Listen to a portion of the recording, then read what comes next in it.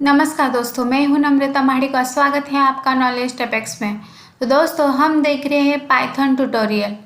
तो आज की वीडियो में हम एक एग्जांपल देखेंगे स्टैटिक एंड नॉन स्टैटिक पे। ओके, तो वो है create a class shirt with members as shirt ID, shirt name, type like formal etcetera, then price and size small, large, etc. and add following methods like constructor, destructor and show shirt. For each size of shirt, price should change by 10%. For example, if 1000 is price, then small, if like type is small, then price equal to 1000, medium equal to 1100, large equal to 1200 and extra large equal to 1300. Use static concept. Okay, मतलब हमें यहाँ पे क्या करना है कि shirt करके एक क्लास क्रिएट करना है जिसका नाम शर्ट होगा। उसमें हमें जो मेंबर्स ऐड करने हैं वो हैं shirt ID, shirt name, type, then price and size. Okay, और उसमें हमें कौन कौन सी मेथड्स ऐड करनी है? Constructor, destructor, show shirt. और क्या करना है हमें कि हमें जो भी हमारी साइज़ होगी, शर्ट की साइज़ कौन कौन सी होती है? Small, large, medium, extra large, correct. तो ये जो साइज़ है वो साइज़ 10% से चेंज होनी चाहिए। मतलब कि उन्होंने फॉर एग्जांपल क्या दिया है कि अगर प्राइस 1000 है और अगर साइज स्मॉल है तो प्राइस सेम ही रहेगी, बट अगर साइज मीडियम है तो प्राइस 10% से बढ़ के 1100 हो जाएगी। देन अगर लार्ज है तो 10% से बढ़ के 1200 हो जाएगी। फिर एक्स्ट्रा लार्ज है तो 1300 हो जाएगी। और उसके लिए हमें क्या यूज़ करना है? Static concept. ओके, तो अब देखते हैं कि हम इसको कैसे सॉल्व करेंगे। तो यहाँ पे मैंने एक क्लास बनाया शर्ट। ओके, अब ये जो पार्ट है वो हम बाद में देखेंगे। पहले हम कंस्ट्रक्टर देखते हैं। तो कंस्ट्रक्टर के लिए मैंने यहाँ पे इनिट मेथड लिखा है और यहाँ पे मैंने कोई पैरामीटर पास नहीं किए हैं। तो ये कौन सा हो गया? Parameter less constructor, right. और यहाँ पे मैंने कुछ डिफ़ॉल्ट वैल्यूज़ के साथ इनिशियलाइजेशन किया है पैरामीटर लेस कंस्ट्रक्टर में। ओके, अब देखते हैं पैरामीटराइज कंस्ट्रक्टर। तो पैरामीटराइज कंस्ट्रक्टर में यहाँ पे हम क्या कर रहे हैं? पैरामीटर्स पास कर रहे हैं और वही सेम पैरामीटर्स के साथ हम यहाँ पे इनिशियलाइजेशन भी कर रहे हैं, राइट। तो ये हो गए दोनों कंस्ट्रक्टर्स। अब उसके बाद हम यहाँ पे एक फंक्शन ऐड करेंगे शो शर्ट, जो क्या करेगा कि यहाँ पे जो भी इनिशियलाइजेशन हुआ है वैल्यूज़ का वो हम यहाँ पे डिस्प्ले करेंगे। तो वो मैंने यहाँ पे लिखे हैं। ओके, अभी के लिए हम ये पार्ट इग्नोर करते हैं। ओके, तो यहाँ तक हो गया। उसके बाद हमें एक डिस्ट्रक्टर ऐड करना है। तो मैंने यहाँ पे डेल मेथड ऐड करके डिस्ट्रक्टर ऐड कर दिया। ओके, यहाँ तक के समझ में आ गया। अब हम जाते हैं नेक्स्ट रिक्वायरमेंट पे। तो नेक्स्ट क्या है कि हमें जो प्राइस है वो साइज़ के हिसाब से चेंज होनी चाहिए। और कैसे चेंज होनी चाहिए? 10% से चेंज होनी चाहिए। मतलब जो प्राइस चेंज होने का रेट है वो क्या है? 10% है। तो वो क्या होगी? हमारी स्टैटिक वैल्यू हो जाएगी, क्योंकि वो ऑब्जेक्ट के साथ नहीं आएगी। वो सबके लिए एक ही कॉपी रहेगी, उसकी एक ही वैल्यू रहेगी और वही सब ऑब्जेक्ट उसको यूज़ करेंगे, करेक्ट। और अपने साइज़ के हिसाब से उसके कैलकुलेशंस करेंगे, राइट। तो इसलिए हमने यहाँ पे एक वेरिएबल डिक्लेयर किया है प्राइस चेंज इक्वल टू 0.10। तो ये हमने ग्लोबली डिक्लेयर किया है, मतलब ये क्या है? Static variable, right. तो अब ये हो गया स्टैटिक वेरिएबल। अभी उसके बाद हमें जो ये प्राइस चेंज हो रहा है वो भी तो कैलकुलेशन करना है। तो उसके लिए मैं क्या करती हूँ कि यहाँ पे एक फंक्शन ऐड करती हूँ कि कैलकुलेट शर्ट प्राइस।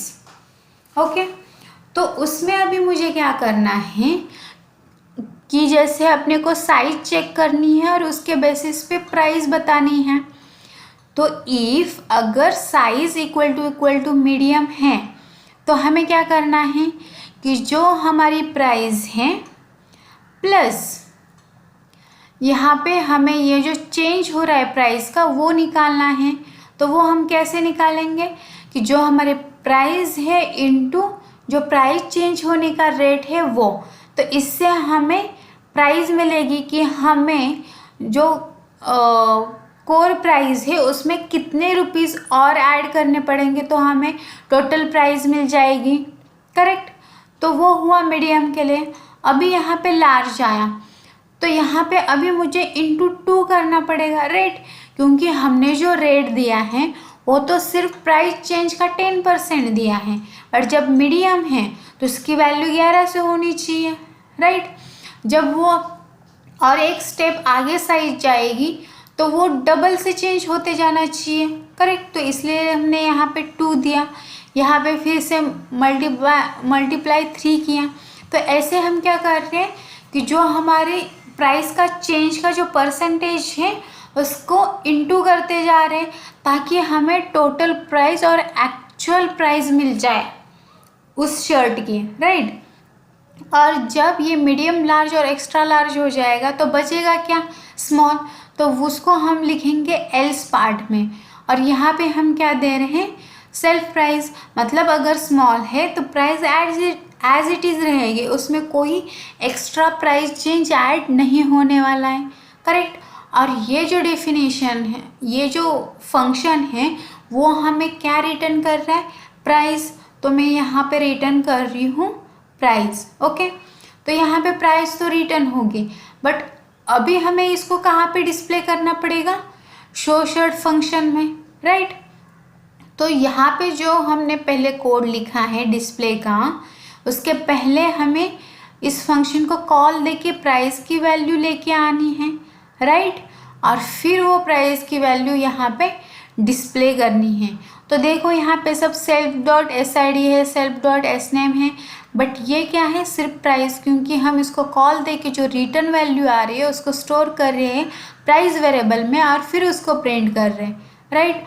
और यहाँ पे और एक चीज़ कि ये स्टैटिक है, तो मैंने इसको कैसे एक्सेस किया, क्लास के नेम से, ऑब्जेक्ट के नेम से नहीं किया। अगर मैं ऑब्जेक्ट से करती तो क्या आता, self dot price change, but ये हमारा क्या है, स्टैटिक वेरिएबल है, तो उसको हम ऑब्जेक्ट के साथ एक्सेस नहीं कर सकते हैं, वो ज़रूरत ही नहीं है हमें। हम डायरेक्ट किससे करेंगे, क्लास नेम से। ओके।